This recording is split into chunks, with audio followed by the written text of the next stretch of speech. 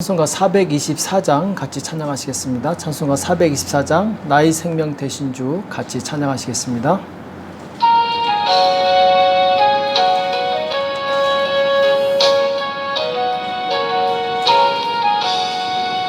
나의 생명 되신 주 주님 앞에 나아갑니다.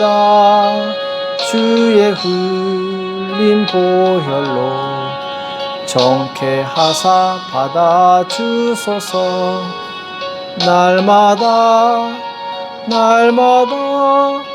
주를 찬송하겠네. 주의 사랑의 줄로 나를 굳게 잡아매소서. 괴로운 세상 지날 때 나를 인도하여 주소서. 주를 믿고 나가면 나의 길을 잃지 않겠네. 날마다 주를 찬송하겠네. 주의 사랑의 줄로 나를 굳게 잡아매소서. 세상 살아갈 때에 주를 더욱 사랑합니다. 밝고 빛난 천국에 나의 영혼 들어가겠네. 날마다 주를 찬송하겠네. 주의 사랑의 줄로 나를 굳게 잡아매소서. 아멘. 이 시간 다 같이 기도하겠습니다. 살아계신 하나님 아버지, 이 새벽에 저희들을 불러주시고 하나님 앞에 나올 수 있도록 은혜 주심을 감사합니다. 주의 성령님 우리 가운데 역사하사 우리가 날마다 하나님을 가까이하며 하나님 깊이 묵상할 수 있도록 도와주시옵소서. 그리하여 주님이 기뻐하시는 복된 인생을 살게 도와주시옵시고 우리가 악인의 회가 아니라 의인의 회에 들 수 있도록 우리를 축복하여 주시옵소서. 오늘도 우리에게 주시는 말씀을 듣기 원하오니 주님 말씀하여 주시옵시고 깨닫는 은혜가 있도록 도와주시옵소서. 이 시간 주께서 함께해 주실 것을 믿고 감사하며 예수님의 이름으로 간절히 기도합나이다. 아멘. 이 시간 하나님의 말씀 시편 5편 4절에서 7절 말씀 같이 보시겠습니다. 시편 5편 4절에서 7절 말씀 같이 합독하도록 하겠습니다.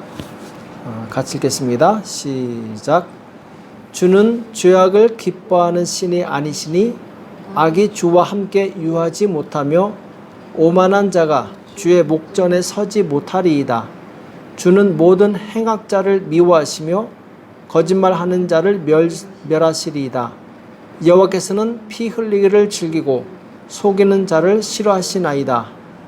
오직 나는 주의 풍성한 인자를 힘입어 주의 집에 들어가 주를 경외함으로 성전을 향하여 경배하리이다. 아멘. 의인의 회와 악인의 회, 의인의 회와 악인의 회란 제목으로 같이 말씀을 나누겠습니다. 의인과 악인은 성경 전체에서 항상 이야기되는 주제이죠. 특별히 이제 시편에 보면은 많이 등장하는 것이 이 의인과 악인에 대한 구별, 의인과 악인에 대한 하나님의 행하시는 방법, 하나님께서 어떻게 이들을 다루시는가, 여기에 대해서 굉장히 많이 다루고 있습니다. 시편의 시작인 1편에서도 보면은 5절과 6절에 이런 말씀이 있었죠. 악인이 심판을 견디지 못하며 죄인이 의인의 회중에 들지 못하리로다. 여기 보면은 악인과 의인에 대해서 말씀하면서, 자, 악인은 의인의 회중에 들지 못한다. 곧 의인의 회중이 있고 또 악인의 회중이 있다라는 것이죠. 각각 그룹이 다르다라는 것이죠. 대저 의인의 길은 여호와께서 인정하시나 악인의 길은 망하리로다. 그래서 이 의인과 악인에 대해서 가르고 또 그들의 이 종말에 대해서도 말씀하고 있죠.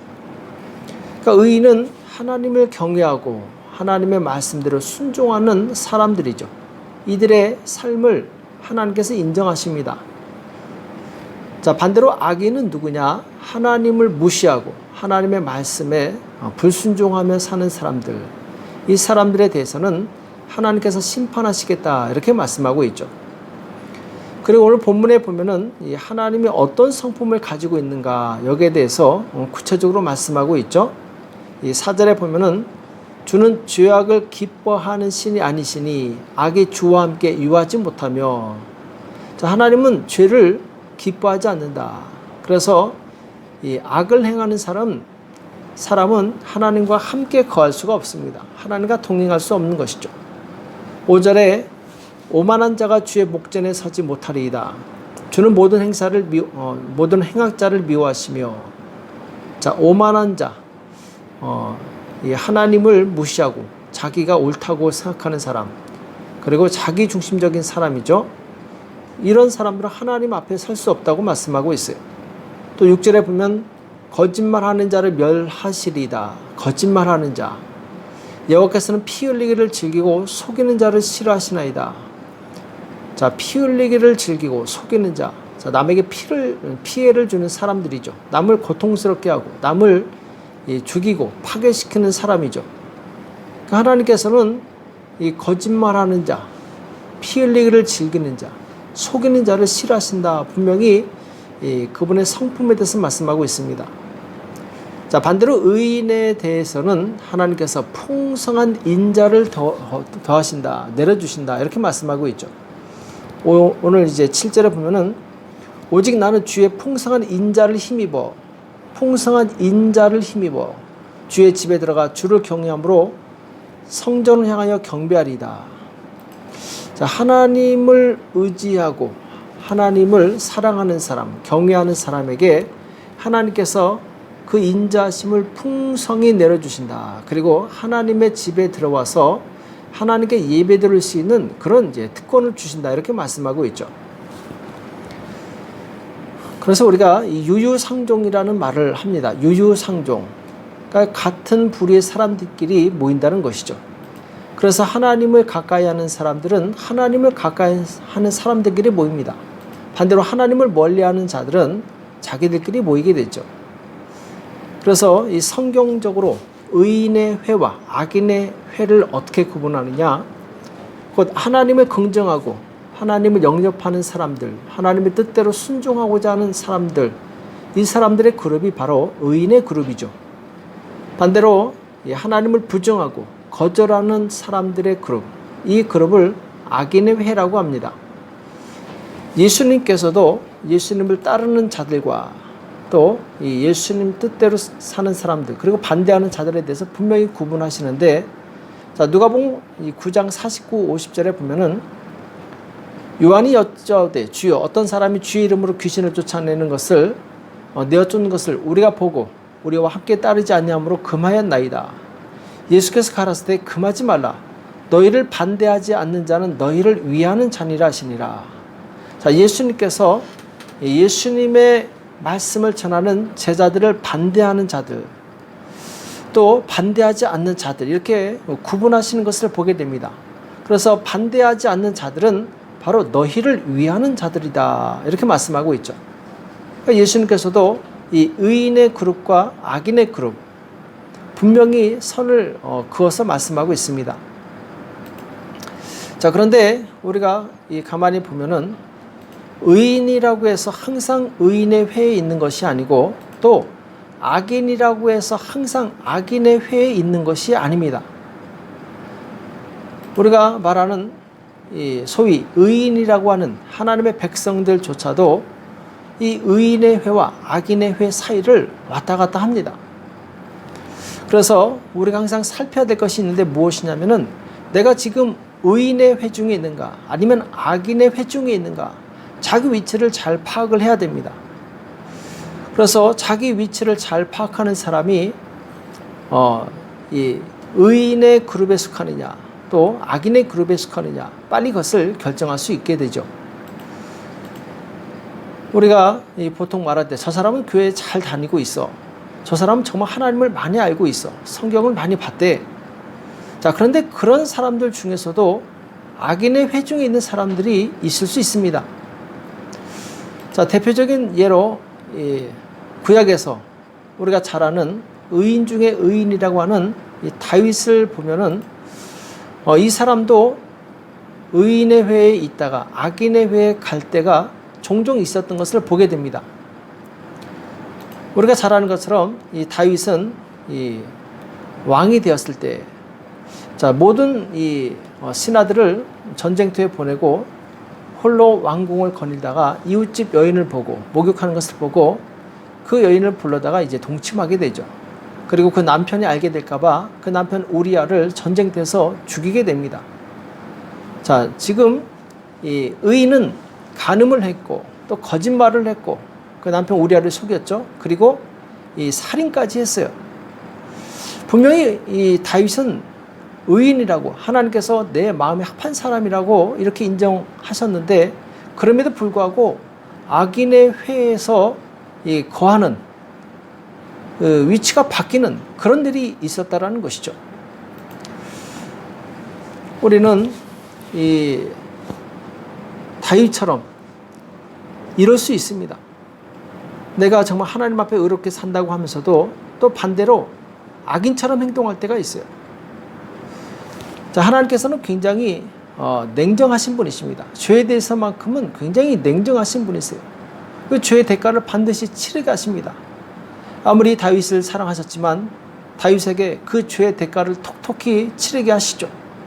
그래서 갓 태어난 다윗의 아들이 7일 만에 죽습니다. 또 암몬의 자기 아들, 첫째 아들 암몬이 이 셋째 아들 압살롬의 누이를 강간하는 일이 생겨요.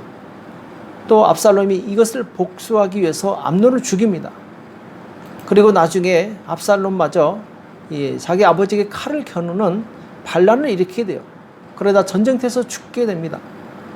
자, 가정에 일어난 이런 엄청난 재난, 재앙이 어디서 왔는가? 그것은 결국 다윗이 뿌렸던 그 죄의 결과였다라는 것이죠. 다윗이 의인의 회에서 떠나 악인의 회에 거하는 순간 하나님의 보호가 떠나버립니다. 왜냐하면 하나님은 명확한 공의의 하나님이시기 때문에 그렇습니다. 하나님께서는 의인의 회중에 있는 사람만 보호하시게 돼요. 그래서 우리가 아무리 구원받은 하나님의 백성이라 할지라도 악인의 회중에 있으면 하나님의 보호하심도 그리고 하나님의 임재하심도 경험할 수 없습니다. 그래서 사도 바울은 빌립보서 2장 12절에서 그러므로 나의 사랑하는 자들아 너희가 나 있을 때뿐 아니라 더욱 지금 나 없을 때에도 항상 복종하여 두렵고 떨림으로 너희 구원을 이루라. 너희 구원을 이루라. 이렇게 말씀하고 있죠. 그러니까 지도자가 있을 때나 없을 때나 목사님이 계실 때나 안 계실 때나 항상 하나님을 생각하면서 이 두렵고 떨리는 마음으로 하나님의 말씀에 복종하는 삶을 살라 이렇게 말씀하고 있는 것이죠.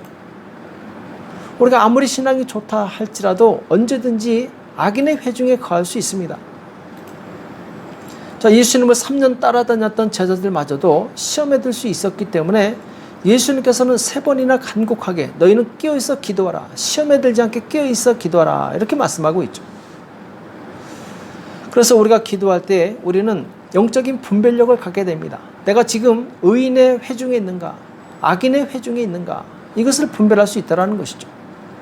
또 악인의 회에 있는 사람들 중에서도 두 부류가 존재합니다. 첫 번째 부류는 내가 죄를 짓고 있으면서도 이게 죄인 줄 모르는 사람이 있어요. 그러니까 죄인 줄 모르고 짓는 사람도. 두 번째는 죄인지 알면서도 짓는 사람. 이 사람들은 자기 이익을 위해서 양심을 속이는 것이죠. 죄인 줄 알면서 죄를 짓고 있어요. 자, 죄인 줄 모르고 죄를 짓는 사람들은 어떤 사람들이냐?